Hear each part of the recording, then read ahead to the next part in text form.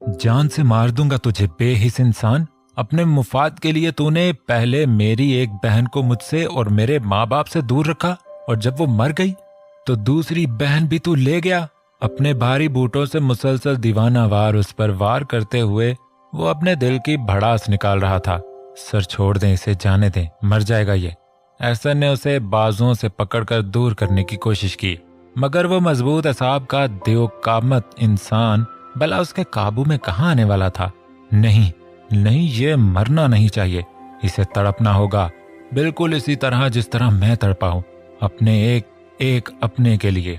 इसने मुझसे मेरी बहनों को दूर किया, अब ये सारी जिंदगी अपनी बीवी और बेटे के लिए तड़पेगा। ले जाओ इसे और बंद करो अंधेरी कोठड़ी में। सिर्फ 2 वक्त का खाना देना इसे, और रोशनी की कोई किरण इस तक न पहुंचने पाए। आज के बाद इसकी जिंदगी में सिर्फ और सिर्फ अंधेरा होना चाहिए। हुक्म जारी करके वो मजबूत कदम उठाते बाहर की सिमत बढ़ गया।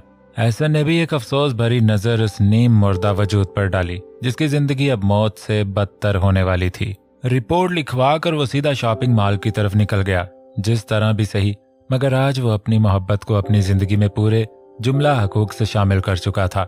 इसी वजह से उसके लिए शॉपिंग करने इस तरफ आ गया था। खूबसूरत शौक रंग की कई फ्रॉक और हल्के फुल्के कामदार सूट, सेल्स गर्ल से मेकअप का सारा सामान भी पैक करवाया। हील उसे कभी भी पसंद नहीं थी, इसी वजह से 2-3 नाजुक से गोल्डन और सिल्वर कलर के कामदार खुद से भी खरीद लिए। आखिर में ज्वेलरी शॉप का रुख किया, मगर अपनी तरह दोनों हाथों में ढेरों बैग्स उठाए चांद को देखा तो हंस पड़ा। किसके लिए ये सारी शॉपिंग हो रही है? अपने पास से उभरी आवाज पर वो हैरत से मुड़ा, मगर सामने अरसल को देखकर मुस्कुराकर होले से सर झटका। यार तुम तो जानते ही हो, शादी कर ली है, अब बीवी के लिए शॉपिंग कर रहा हूँ। इसका मुस्कुराता चेहरा अरसल को अंदर तक सरशार कर गया। सुबह के मुकाबले में अब वो खुश लग रहा था, वरना सुबह उसका उदास चेहरा देखकर वो खुद भी परेशान हुआ था। क्या बात है, काफी खुश लग रहे हो? भाभी ने इजहार मोहब्बत कर दिया है क्या? अरसल के छेड़ने पर वो उसे सिर्फ एक सख्त घूरी से ही नवाज सका। नहीं, इजहार मोहब्बत तो नहीं किया, मगर बहुत जल्द कर देगी। अभी थोड़ी उदासी है, क्योंकि मेरी वजह से उसके साथ काफी कुछ हो चुका है। इंशाल्लाह धीरे धीरे सब ठीक हो जाएगा। हाँ बिल्कुल, और जहाँ मोहब्बत होती है वहाँ सब ठीक हो ही जाता है। अरसल ने भी उसकी बातों पर हामी भरी। चलो कॉफी शॉप चलते हैं, मैं काफी थक गया हूँ और सर भी दर्द कर रहा है। जिंदगी में पहली बार औरतों की शॉपिंग की है। चांद ने 2 उंगलियों से पेशानी को मसला। ठीक है, कॉफी के बाद फिर घर चलते हैं, सब लोग इंतजार कर रहे होंगे मेरा। अरसल ने भी उसके कदमों के साथ अपने कदम बढ़ाए। वो कैसे इस इंसान को जिंदा छोड़कर आया था ये बस वही जानता था। आज अगर एहसन दरमियान में ना आता तो शायद वो उसे मार भी डालता, मगर एहसन के रोकने पर उसे एहसास हुआ कि वो उस इंसान को इतनी आसान मौत कैसे दे सकता है। अगर वो मर गया तो एक पल में उसकी तकलीफ कम हो जाएगी। बाजू फैलाकर सर पीछे गिराकर उसने गहरा सांस लिया। आंखों में हल्की हल्की नमी हलकोरे खा रही थी। लबों को एक जख्मी मुस्कुराहट ने छुआ।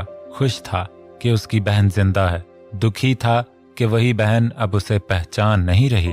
अंगूठे की किनारी से आंखों की नमी को साफ करके वो मजबूत इरादा लिए आगे बढ़ा। बहन मिल गई है, यही बहुत था। उसकी यादाश्त कैसे वापस लानी है ये वो बहुत अच्छे तरीके से जानता था। मॉल में इधर से उधर घूमते हुए उसे न जाने कितनी देर हो गई थी, मगर न जाने ये अरसल मलक कहाँ गायब हो गया था। अरहम जो कब से उसका पीछा करके अब उस मॉल में आया था, मगर अरसल उसे इतना ढूंढने के बावजूद भी नहीं मिल रहा था। आज वो सोच कर आया था अरसल को किसी भी हाल में नहीं छोड़ेगा। नूर के साथ निकाह करके उसने एक तरह से अरहम की गैरत को ललकारा था। इस बात की उसे खबर ही नहीं थी कि नूर उसकी बहन नहीं है।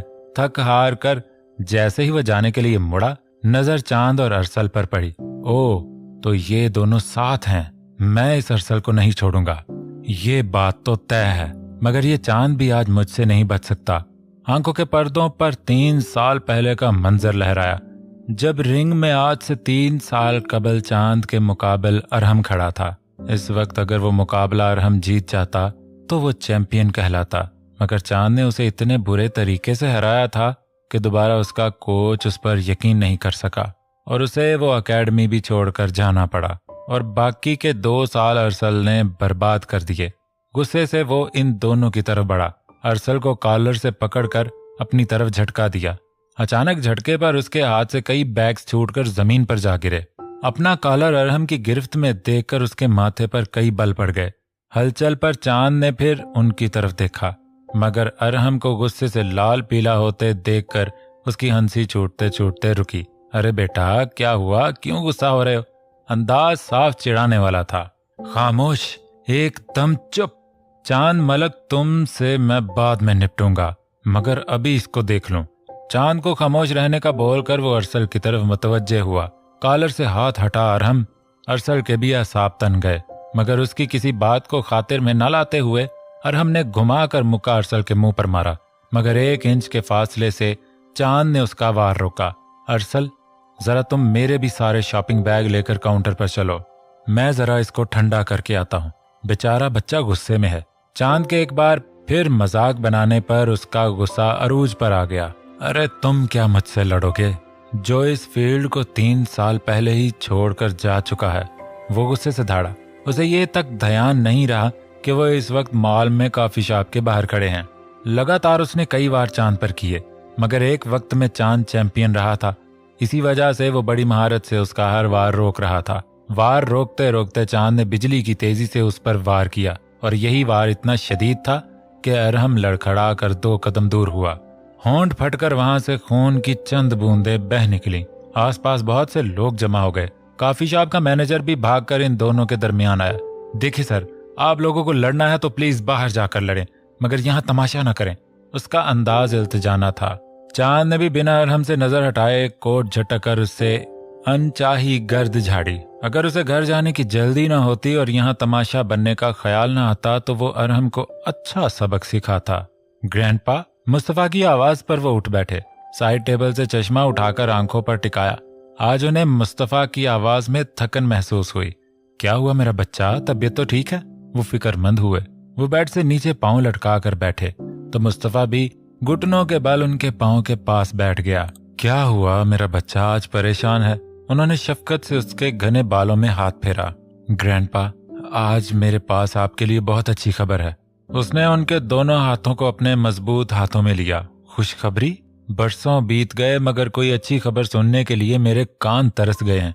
अब तो लगता है हम इस दुनिया से चले जाएंगे, मगर कोई अच्छी खबर सुनने को नहीं मिलेगी। लेकिन आज अगर तुम कह रहे हो कि खबर अच्छी है तो जरूर खबर अच्छी ही होगी। शम्स शाह खोए खोए अंदाज में गोया हुए, मगर उनके लफ्जों में छुपा दर्द वो अच्छे तरीके से महसूस कर सकता था। ग्रैंडपा, हमारी माही जिंदा है।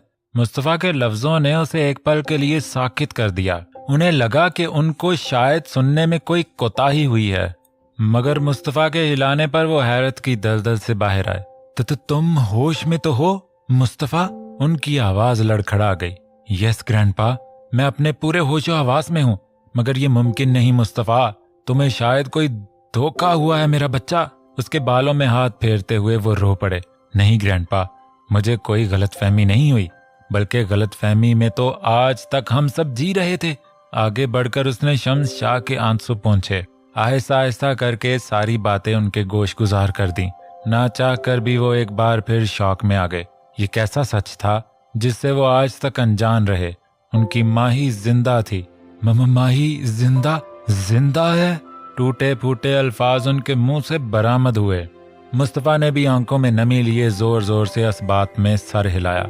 हाँ, मेरी चंचल जिंदा है, मगर ग्रैंडपा, इसे कुछ याद नहीं। मैं उसके करीब नहीं जा सकता, उसे अपने सीने से नहीं लगा सकता।